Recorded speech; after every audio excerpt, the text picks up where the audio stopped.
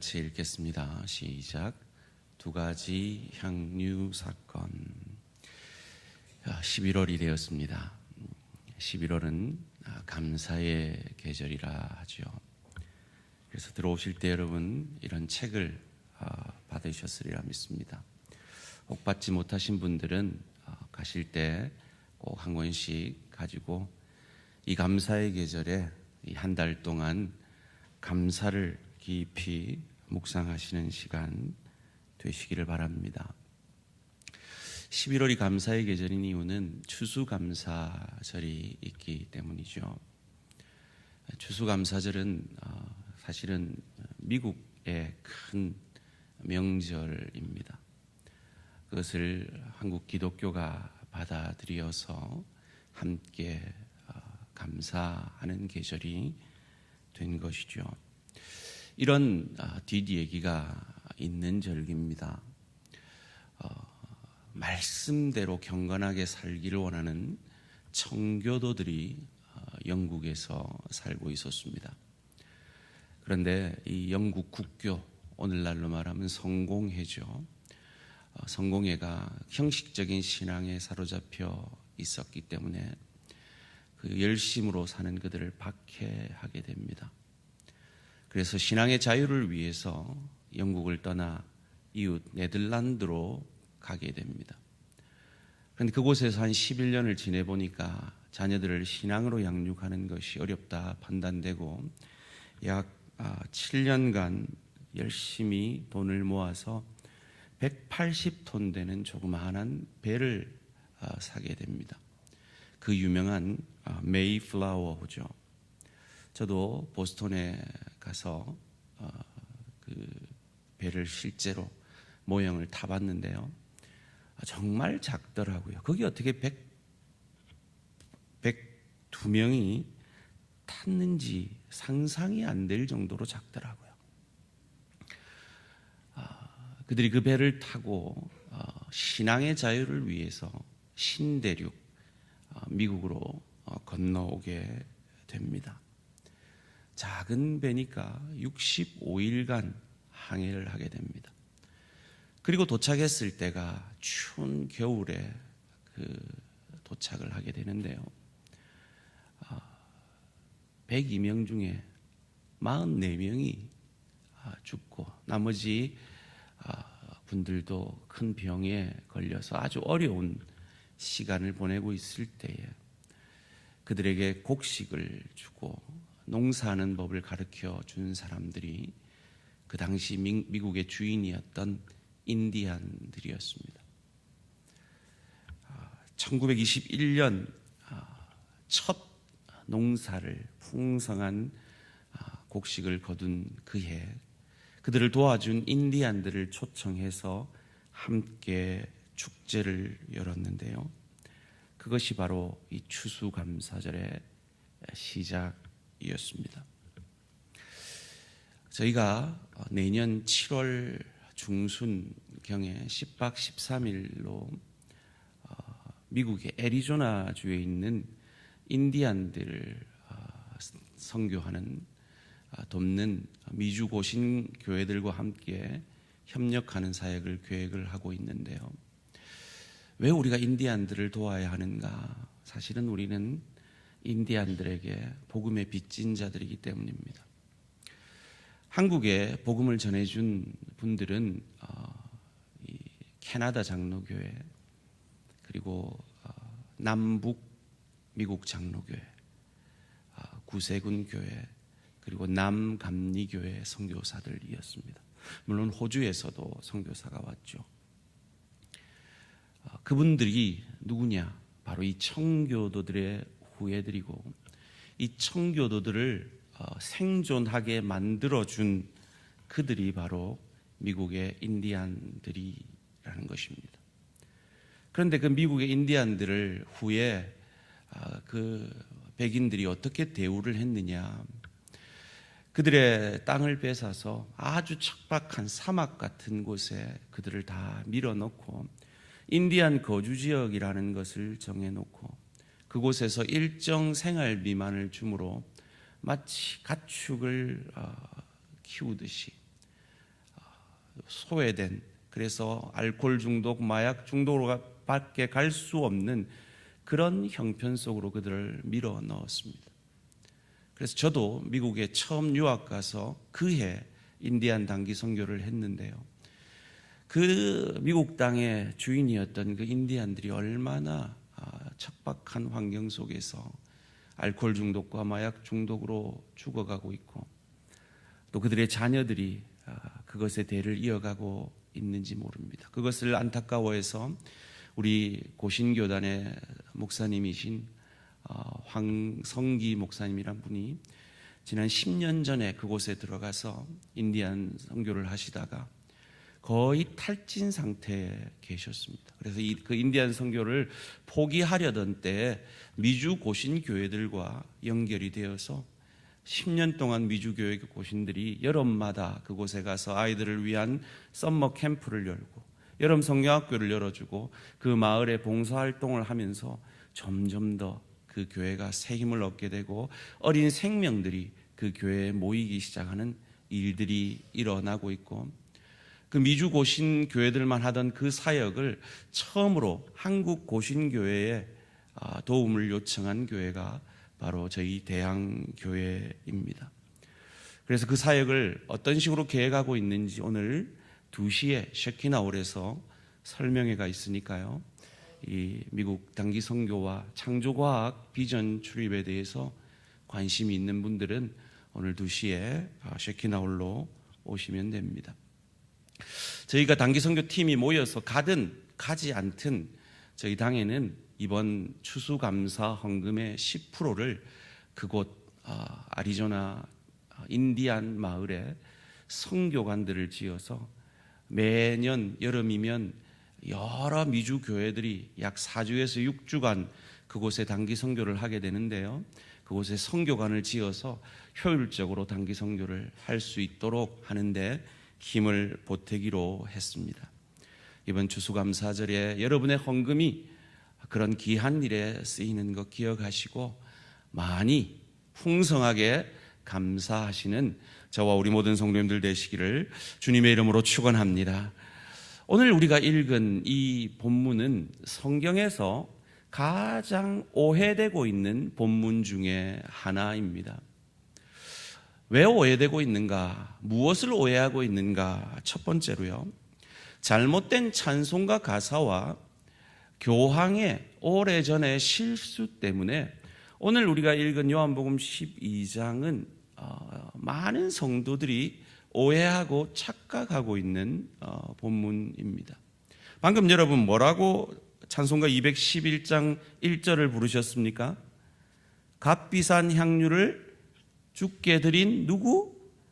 막달라 마리아 본받아서라고 우리는 찬양을 했습니다. 이 가사 틀린 가사입니다. 속히 바꿔야 될 가사입니다. 왜냐하면 성경은 향유를 드린 여인을 죄인이다라고 하고 있고, 또 다른 본문은 나사로의 동생 마리아라고 하고 있지 막달라 마리아가 향유를 드렸다라고 말하지 않습니다. 그리고 우리가 막달라 마리아에 대해서도 오해를 하고 있는 이유는 막달라 마리아에 대한 그를 귀신 들린 여인이라고 성경은 기록하고 있는데 그를 창녀라고 오해를 하고 있습니다. 왜냐하면 이 누가복음에 나오는 이 향유를 드린 이 여인이 막달라 마리아라고 생각했고 그 여인을 죄인이라고 했으니까 그 시대의 죄인은 여자들이 별로 죄 지을 일이 없는 그 시대의 여자가 죄인이라면 그건 창녀일 것이다라는 추론 때문이죠. AD 591년에 이 그레고리 1세라는 교황이 설교 중에 막달라 마리아가 창녀다라고 설교를 했습니다. 그리고 1500년 동안 이 기독교가 그것을 믿어왔습니다. 그래서 웬만하면 교황의 과오를 인정하지 않는 교황청이 1969년에 공식적으로 그것은 틀린 말이다라고 그 과오를 인정하게 됩니다. 향유를 드린 여인은 막달라 마리아가 아니며 그는 귀신 들렸던 여인이었지 장녀가 아니었으며 이 향유를 바친 여인은 죄인이라고만 기록하고 있지 막달라 마리아가 아니다라는 것을 기억하시기 바랍니다. 두 번째로 우리는 이 향유 사건을 오해하는 이유는 향유를 부은 이 사건이 두 번의 다른 시기에 일어난 두 가지 사건임을 모르고 모든 복음서 마태, 마가, 누가, 요한복음이 다 다루고 있기 때문에 이 사건이 한 사건이라고 생각하고 이 한 사건이 다르게 기록된 것을 통해서 마치 성경이 오류가 있는 것처럼 오해하기도 한다라는 것입니다. 여러분, 마태, 마가, 누가복음을 신학적으로는 이렇게 부릅니다. 한번 따라해 보실래요? 공관복음. 공통된 관점으로 예수님의 생애를 본 복음서가 공관복음이라 그래서 마태, 마가, 누가복음은 참 유사합니다. 그런데 요한복음은 이 요한이라는 사람의 신학이 들어간 아주 독특한 관점에서 보는 복음이기 때문에 이 공관복음과는 다른 차원에서 성경이 많이 쓰여져 있습니다. 그런데 보편적으로는 이 공관복음이 공통점이 있고 요한복음이 독특한데요, 이 향유 사건만큼은 요한복음과 마태복음과 마가복음이 동일한 사건을 기록하고 있고요, 누가복음에는 다른 향유 사건을 기록하고 있는 것입니다. 요한복음 12장 1절에서 3절 말씀입니다. 6월절 엿새 전에 예수께서 베다니입니다. 베다니에 이르시니 이곳은 예수께서 죽은 자 가운데서 살리신 나사로가 있는 곳이라. 거기서 예수를 위하여 잔치할새 마르다는 일을 하고 나사로는 예수와 함께 앉은 자 중에 있더라. 여기서 마리아는 나사로의 누이 마리아죠. 지극히 비싼 향유 곧 순전한 나드 한 근을 가져다가 예수의 발에 붓고 자기 머리털로 그의 발을 닦으니 향유 냄새가 집에 가득하더라. 이 본문과 동일한 본문이 마태복음 26장에는 이렇게 나옵니다. 한 여자가, 마리아라고 말하지 않습니다. 한 여자가 라고 말합니다. 왜 마리아라고 하지 않을까요? 분명히 예수님은 이 여자가 한 일을 기억하리라 했는데 왜 마태는 이 귀한 헌신의 사건의 당사자인 나사로의 누이 마리아의 이름을 기록하지 않고 있을까요? 그 이유를 다음 시간에 생각해 보겠습니다. 결석하시면 안 되겠죠? 한 여자가 매우 귀한 향유 한 옥합을 가지고 나와서 식사하시는 예수의 머리에 부으니, 마가복음 14장 3절도 동일한 것을 기록하고 있습니다. 예수께서 베다니 나병 환자 시몬의 집에서 식사하실 때 한 여자가, 여기도 이름을 기록하지 않습니다. 왜일까요? 매우 값진 향유 곧 순전한 나드 한 옥합을 가지고 와서 그 옥합을 깨뜨려 예수의 머리에 부으니. 그런데 이 사건과 달리 누가복음은 다른 비슷한 사건을 이렇게 7장 36절에서 38절 가운데 기록하고 있습니다. 함께 읽습니다. 시작.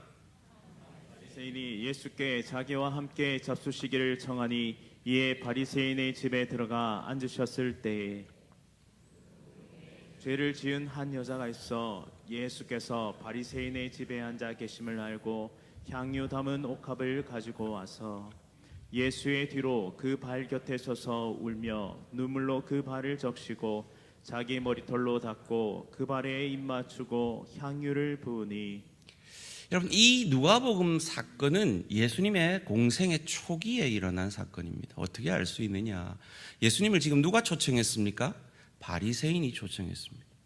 예수님이 공생의 초기에는 바리새인들이 호기심을 가지고 예수님과 접촉을 했어요. 그런데 후기에는 예수님을 죽이려 했기 때문에 초청하는 건 불가능했죠. 그렇다면 요한복음과 마태복음, 마가복음은 언제냐? 예수님이 십자가 달리시기 직전에 있었던 일입니다. 어떻게 알 수 있느냐? 여러분, 예수님의 공생애가 3년이라고 알고 계시죠? 근데 성경 한번 읽어보십시오. 복음서 한번 읽어보세요. 이것은 예수님의 첫째 해라. 이것은 예수님의 둘째 해라. 이것은 예수님의 셋째 해라. 읽으신 기억이 있습니까? 없습니까? 없으실 거예요. 그런데 우리가 어떻게 3년이라고 알 수 있느냐? 요한복음에서 6월절을 3번 언급합니다. 6월절이 3번 지나갔으니까 그 공생애가 3년이라고 알 수 있게 된 거죠. 그 세 번째 6월절에 일어난 사건이 바로 이 나사로의 누이 마리아가 향유를 부은 사건인 것입니다.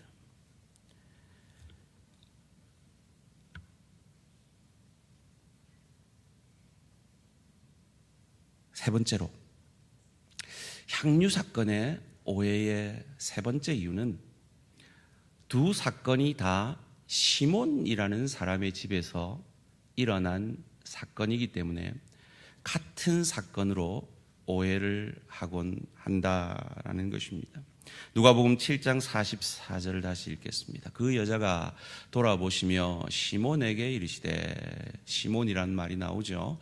이 여자를 보느냐? 내가 내 집에 들어올 때 너는 내게 발 씻을 물도 주지 아니하였을 때 이 여자는 눈물로 내 발을 적시고 그 머리털로 닦았으며.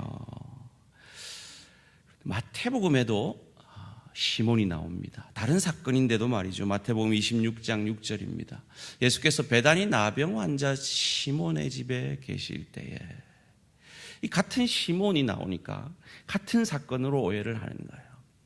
그런데 정리를 해보면요, 누가복음의 이 시몬은 바리새인의 이름입니다.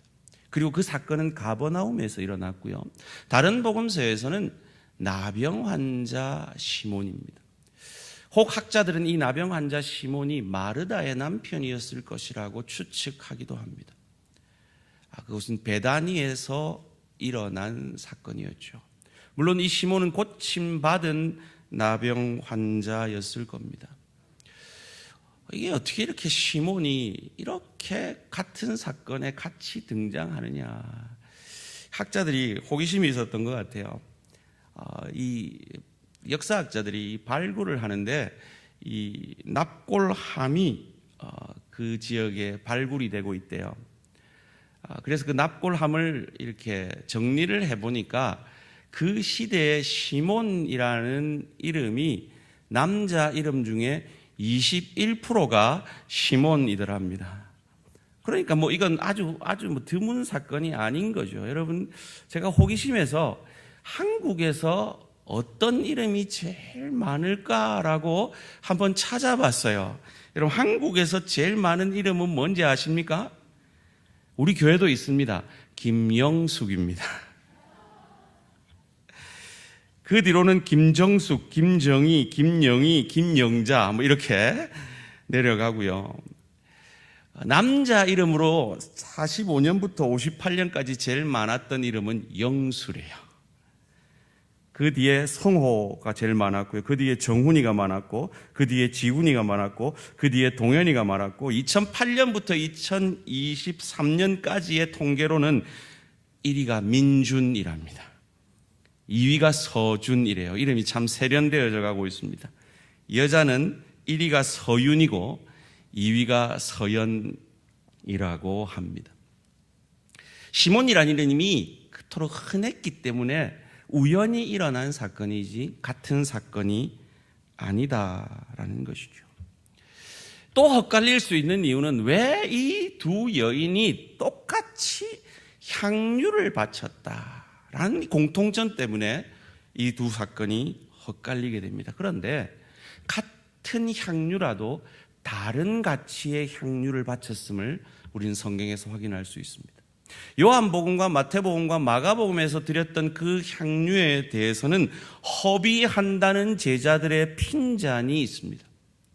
근데 누가복음에는 그 향유를 허비한다는 핀잔이 없어요. 그러니까 이 삼복음서 요한, 마태, 마가복음에 드렸던 이 나드는 오늘날로 말하면 샤넬 넘버 5였던 거죠. 그런데 이 누가복음의 향유는 오늘날로 말하면 페브리즈였던 거예요. 그러니까 같이 허비한다 이런 말이 없어요. 그도 그럴 것이 죄인이라 그러거든요. 그 시대에 오늘날로 말하면 여자 감옥에 가면 여자들이 오만죄를 다 짓고 오잖아요. 사기죄 오만죄를 다 짓고 오는데 그 시대에 여자들이 지을 수 있는 죄는 한계가 있는 거죠. 아마도 몸을 파는 창녀였을 것이다. 먹고 살기 위해서 어쩔 수 없이 자기의 몸까지 팔아야 됐던 여인일 것이다라고 추측이 가능하죠. 먹고 살기 위해 자기 몸까지 팔았던 여인이 무슨 돈이 있었겠습니까? 그런데 그녀가 바쳤던 향유도, 1년치 연봉을 바쳤던 나사로의 누이 마리아의 향유도 하나님이 기쁘게 받으셨다는 겁니다. 성도님들 중에 형편이 좋아서 드리는 그 많은 액수의 헌금도 하나님이 기쁘게 받으시지만, 형편이 어려워서 마음을 담아 그 어려운 형편 속에 드리는 그 귀한 예물도 하나님이 기뻐 받으심을 믿으시기를 주님의 이름으로 축원합니다. 이 여러 차이에도 불구하고 공통점이 딱 하나 있어요. 그건 뭐냐? 이 여인들이 왜 그랬냐는 거예요. 그들의 죄의 사함에 대한 감사의 고백이었다는 거죠. 이 바리새인이 예수를 초청해서 예수님을 우사를 줍니다.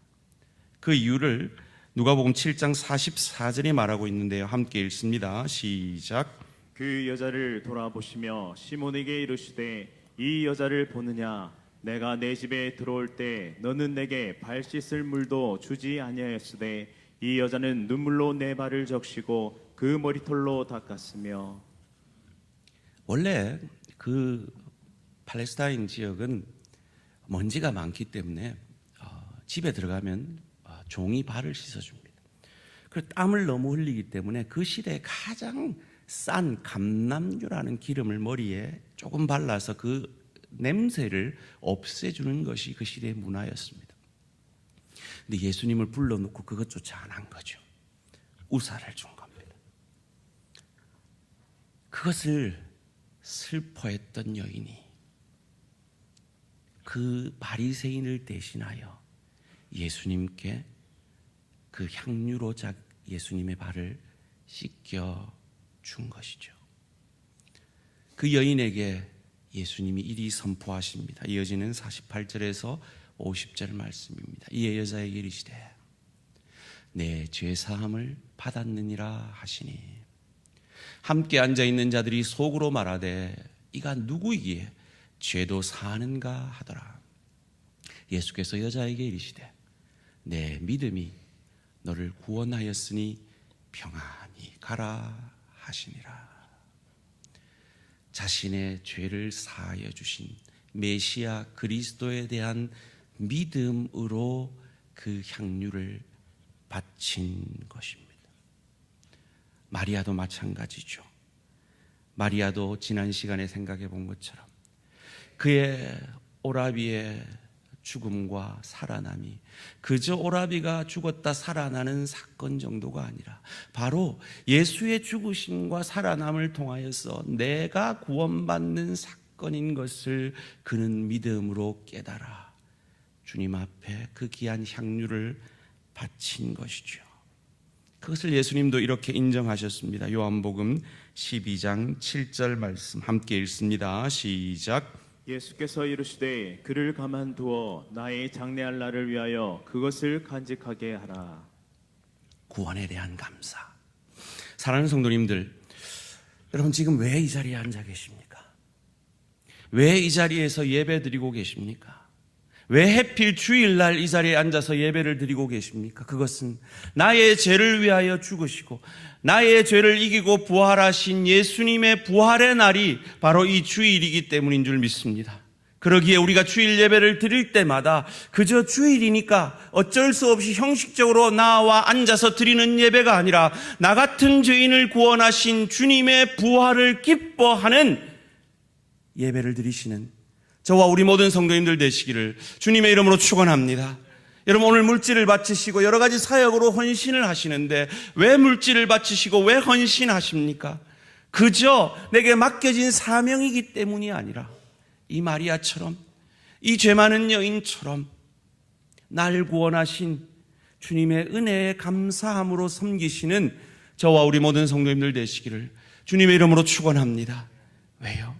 예수님이 이 여인에게 선포하셨듯이 우리에게도 선포하셨잖아요. 내 죄 사함을 받았느니라. 이건 그저 능력 있는 하나님이 우리한테 옛다 여기 있다라고 주는 기적이 아니에요. 자기의 죽음이 내포된 선포예요. 그 자신의 죽으심과 부활로 말미암아 저와 여러분을 살리셨기에 감사함으로 하나님 앞에 드리며 감사함으로 헌신하는 우리 모든 대항해 가족들 되시기를 주님의 이름으로 축원합니다. 그리고 기억하십시오. 그 헌신을 하나님이 기억하실 것이라고 약속하십니다. 마태복음 26장 13절입니다. 내가 진실로 너희에게 이르노니 온 천하에 어디서든지 이 복음이 전파되는 곳에서는 이 여자가 행한 일도 말하여 그를 기억하리라 하시니라. 이 여인의 헌신뿐만 아니라 저와 여러분이 오늘 주의 교회를 위해 드려지는 헌신을 주께서 기억하시고 30배, 60배, 100배로 채워주시고 갚아주실 것임을 믿으시기를 주님의 이름으로 축원합니다. 예수님께서 이제 곧 예루살렘에 입성하시고 십자가에 달려 죽으십니다. 그런데 여러분, 이 성경을 살펴보면요, 이 당시에 예수님을 3년 동안 쫓아다녔던 제자들이 예수님이 곧 죽으실 것이라는 것을 몰라요. 그래서 우의정 좌의정 될 것을 청원하고 그것 때문에 다투고 하는 사건이 일어나요. 그런데 제자들도 몰랐던 이 일을 도대체 나사로의 누이 마리아는 어떻게 알았을까요? 이것도 다음 시간에 살펴보고자 합니다. 사랑하는 성도님들, 하나님은 올 한 해 저와 여러분에게 많은 복을 내려주셨습니다. 믿으십니까? 그래서 여러분 행복하십니까? 여러분, 하나님이 우리에게 내려주신 그 풍요의 축복, 깊이의 축복, 그 모든 복이 우리의 행복이 되려면 우리는 어떻게 해야 할까요? 성공하는 사람들의 7가지 습관이라는 책을 써서 세계적으로 유명해진 이 사회학자가 있죠. 스티븐 코비라는 사람인데요. 이 사람이 90-10 법칙이라는 이 사회학 원리를 발표를 했어요. 인생의 10%는 저와 여러분이 에게 일어나는 어떤 일, 우리가 선택하는 어떤 일에 의해서 결정이 되어진다는 거예요. 그런데 나머지 우리 인생의 90%는 그 일어나는 일 때문에 결정이 되어지는 것이 아니라 그 일어나는 일에 대해서 우리가 어떻게 반응하느냐에 따라서 결정이 되어진다라고 합니다. 여러분, 만약에 우리의 인생이 일어나는 일만으로만 결정되는 인생이라면 이 대서양을 건넜던 이 청교도들은 참 하나님의 축복을 받지 못한 사람들이죠.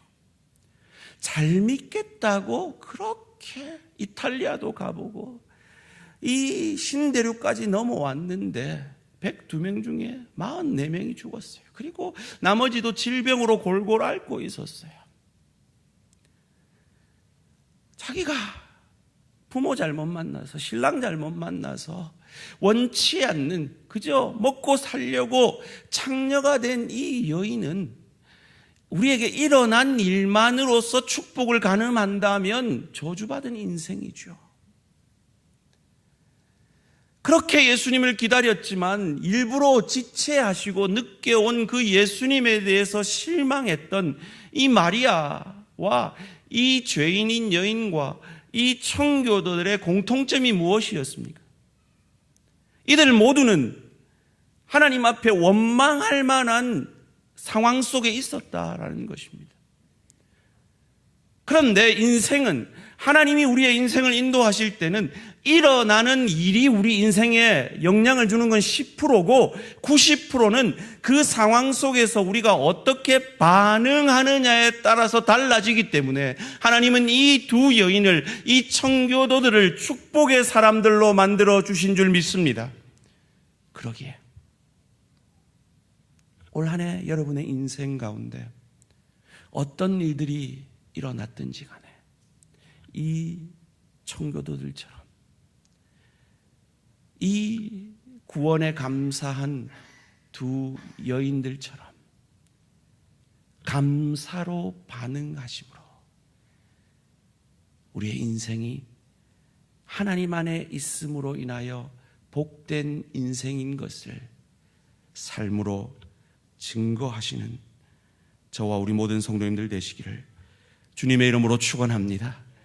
이들이 궁극적으로 감사로 반응할 수 있었던 이유가 무엇이었습니까? 그것은 바로 하나님이 죄인인 그들을 구원해 주셨고 그들을 구원하기 위해 자기 몸을 아끼지 아니하고 십자가에 내어 주시고 하나님의 권세로 살아나심으로 말미암아 우리의 수만 가지 죄에도 불구하고 우리가 예수를 믿는다는 그 믿음 하나 때문에 하나님의 자녀 삼아 주시고 천국 백성 되게 하시고 우리의 인생을 주님께서 주관함으로 그 천국까지 우리의 인생을 인도하시는 복된 인생이 되었기 때문입니다. 어제 혹시 다니엘 기도에 참여하셨습니까? 저는 어제 참 많은 은혜를 받았습니다. 제가 제일 은혜를 받은 장면은요, 강사 목사님의 설교가 아니었어요. 찬양을 하는데 이 수화 찬양을 앞에서 인도하시는 그 분의 표정이었어요.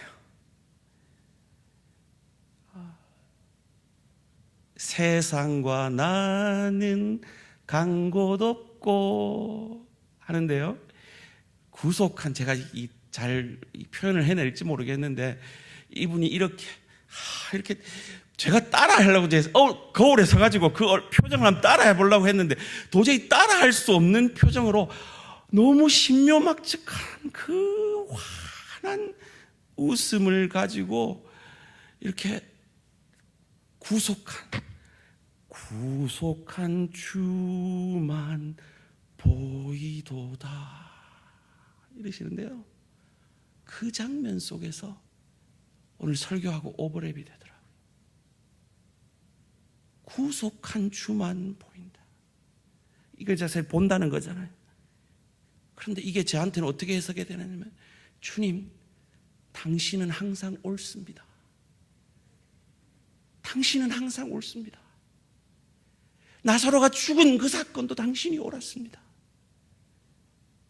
청교도들이 그 고통 속에 있었지만 당신이 옳았습니다. 그 옳음으로 인해 오늘 내게까지 복음이 전파되었습니다.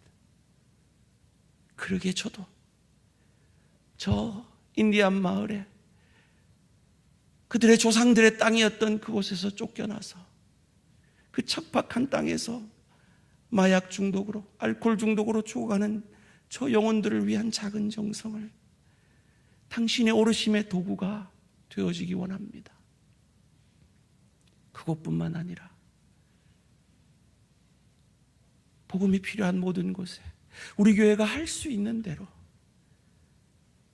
복음을 전하는 우리 대한교회가 되어지기를 원합니다. 사랑하는 성도님들, 올 한 해 어떤 일이 있으셨습니까? 그 일 때문에 감사하지 못하신 분은 없으십니까? 그래요. 10%의 일은 우리 인생에 영향을 미칩니다. 여러분이 선택해서, 여러분이 고민해서 선택하는 그 일이 여러분의 영향을 미치는 10%에 대해서는 고민하세요. 기도하세요. 노력하세요. 바르게 선택하세요. 그런데 우리 인생이 그 10% 외에 90%에 달려있대요. 내게 일어난 그 일들 가운데 내가 어떻게 반응하느냐에 달려있대요. 그렇다면 그 일을 이루신 하나님 앞에 우리가 해야 될 태도는 무엇입니까? 오랜만에 한번 고백해 볼까요? God is good all the time. 하나님 당신은 항상 옳으십니다. 혹 내 눈에 당신이 틀려 보여도 나는 하나님 편을 들겠습니다. 감사함으로 하나님 편을 들겠습니다. 하나님의 주권을 인정하겠습니다. 하나님의 합력하여 선을 이루심을 믿고 기다리겠습니다. 구속한 주만 보겠습니다. 당신의 오르심을 내게 나타내시옵소서. 이런 감사의 계절이 되는 저와 우리 모든 성도님들 되시기를 주님의 이름으로 축원합니다. 주님이요, 어떤 자신감을 가지고 우리에게 감사를 요구하시는지 데살로니가전서 5장 16절 18절 함께 읽습니다. 시작. 항상 기뻐하라. 쉬지 말고 기도하라. 범사에 감사하라.